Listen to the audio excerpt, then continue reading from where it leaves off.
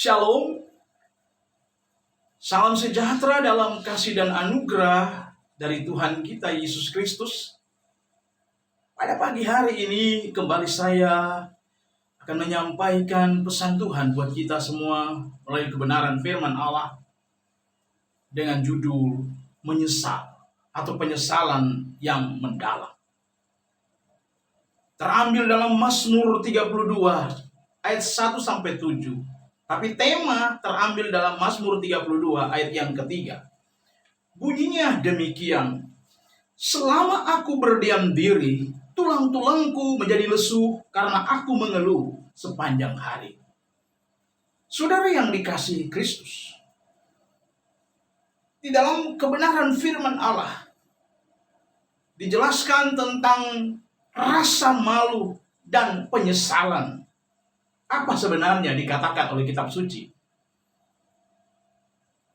Rasa malu dan penyesalan dalam pengajaran Kristiani adalah perasaan sedih atau kesusahan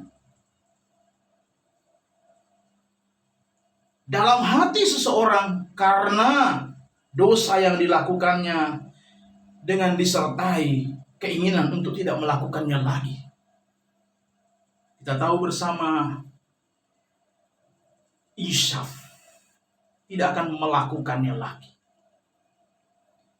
Dan firman Allah mengapresiasi setiap umat-umat Allah yang mengaku dosa, meninggalkan dosa. Jika Alkitab berkata dalam Yeskel 33 ayat 11, kalau ada orang fasik melakukan dosa dan dia kembali menyadari dosanya, dia meninggalkan dosa, dia meninggalkan kefasikan, Tuhan mengampuni dia. Tuhan tidak mengingat masa lalunya, tapi dia kembali menerima orang yang menyesal dosa dan kembali kepada Tuhan. Sebagaimana kitab Yeskel 33 ayat yang ke-11 dan Mazmur 6 ayat 7. Bahkan Mazmur 51 ayat yang ke-12, saudaraku. Ada banyak firman Allah yang mendukung kebenaran firman Allah. Dikatakan tadi dalam Mazmur 32 ayat yang ketiga, selama aku berdiam diri, tulang-tulangku menjadi lesu karena aku mengeluh sepanjang hari.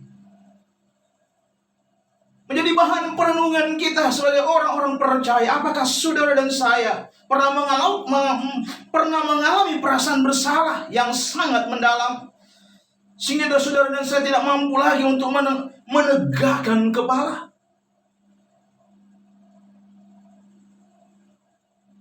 Jika kita pernah mengalaminya, maka secara jujur, saudara saya yang menyampaikan kebenaran firman Allah pun pernah mengalaminya, saudaraku.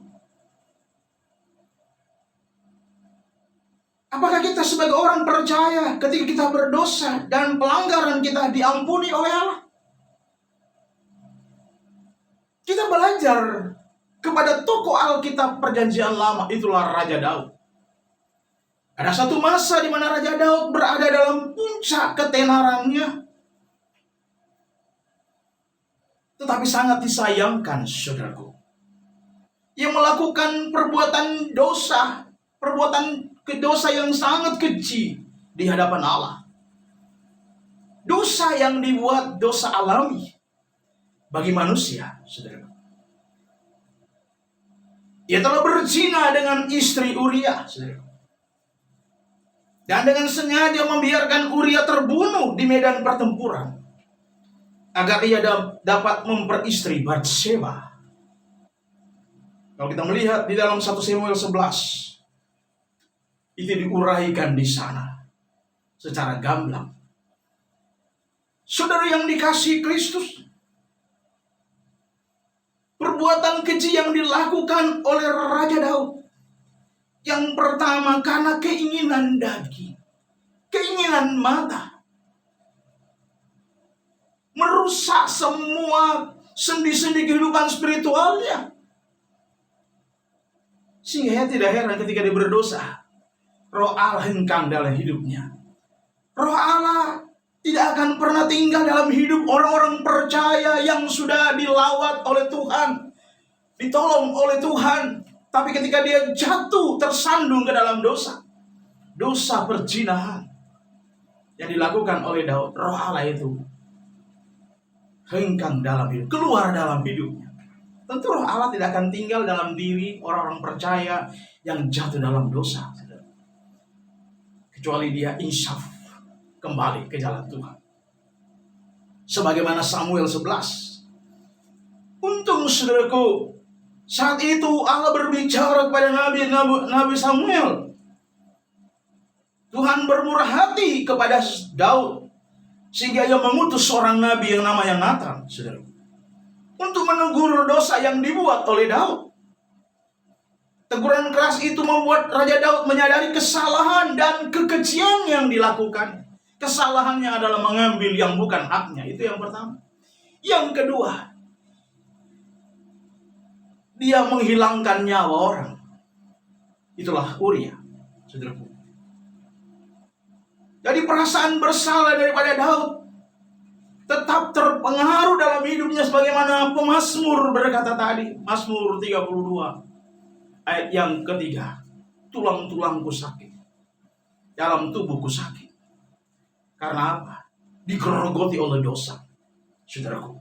Karena itu perasaan itu diungkapkannya dalam Mazmur 51.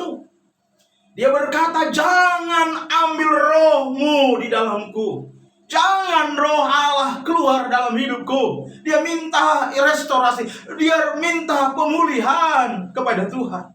Saudaraku, perasaan bersalah telah menyelimuti hatinya, saudaraku. Namun Raja Daud tidak membiarkan hal itu menjadi senjata yang akan menghancurkan dirinya. Dan yang pertama yang dia lakukan, dia membawa rasa bersalah dan penyesalannya di hadapan Tuhan. Dalam Mazmur 51 ayat 3 sampai ayat yang kelima. Tuhan yang penuh dengan kasih dan rahmatnya, penuh dengan belas kasihan, menerima penyesalan Daud. Luar biasa.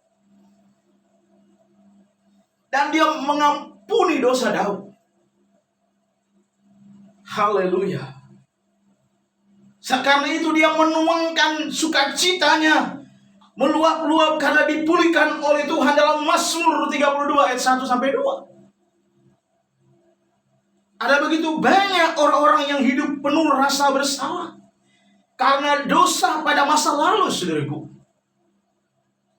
Akibatnya mereka tidak bisa bangkit karena mereka tidak bisa memaafkan diri mereka.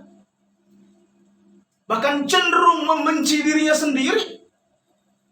Tekanan batin yang berkepanjangan pada akhirnya membuat mereka sakit secara badani maupun secara batiniah. Sakit secara badania maupun secara batiniah, menggerogoti kehidupan mereka. Karena itu Tuhan tidak pernah menginginkan kita tenggelam dalam perasaan bersalah, saudaraku. Ia mau kita mengakui dosa secara jujur di hadapannya.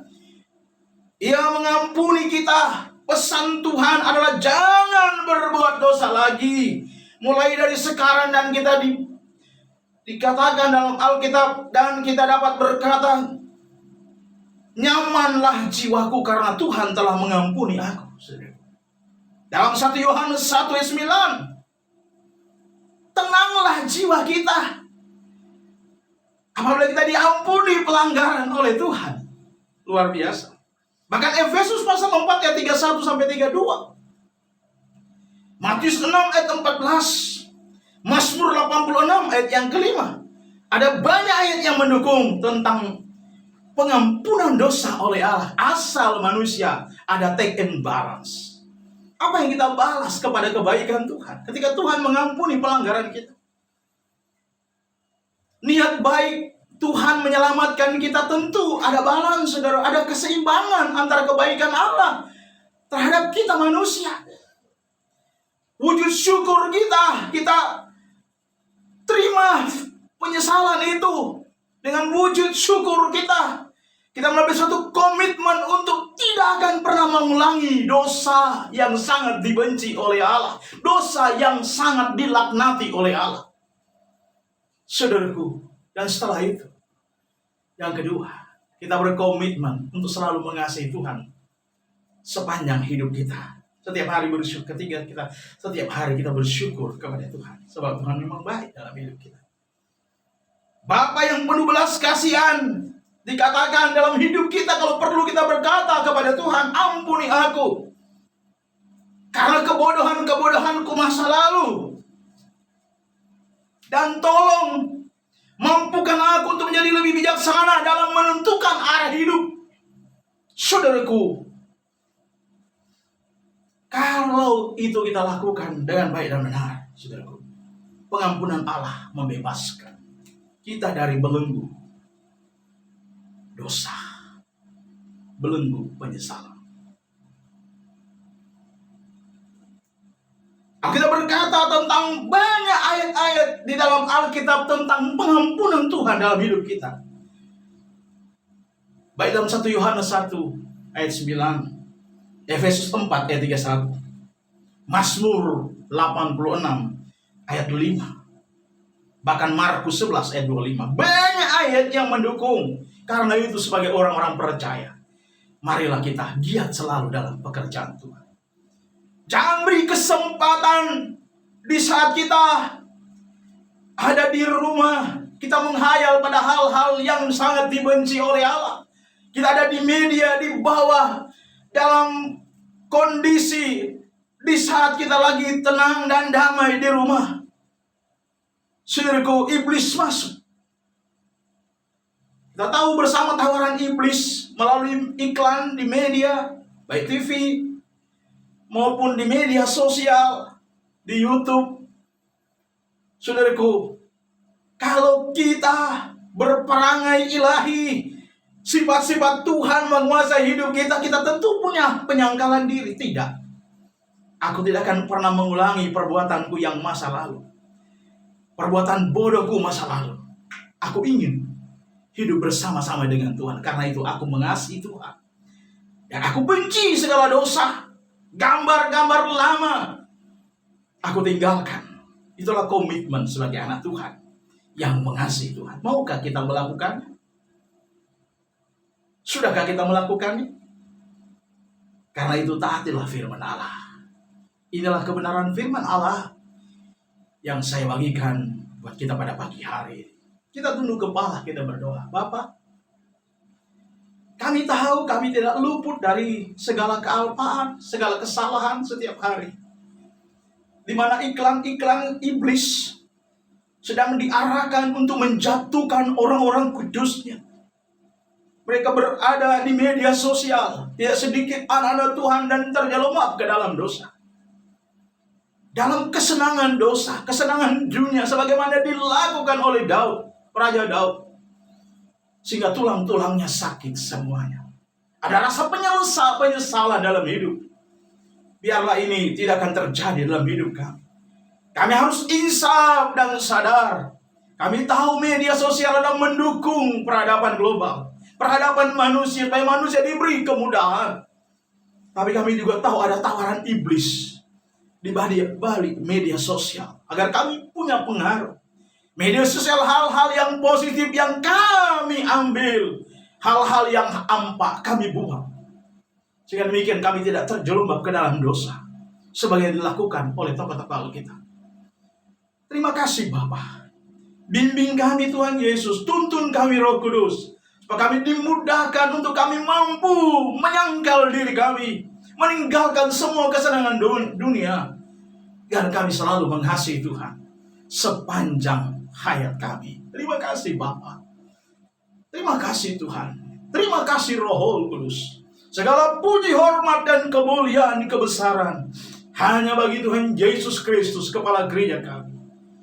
Inilah doa sembahyang kami di dalam nama Tuhan Yesus Kristus. Kami berdoa, mengucap syukur. Haleluya. Amin. Tuhan memberkati kita semua. Shalom. Haleluya.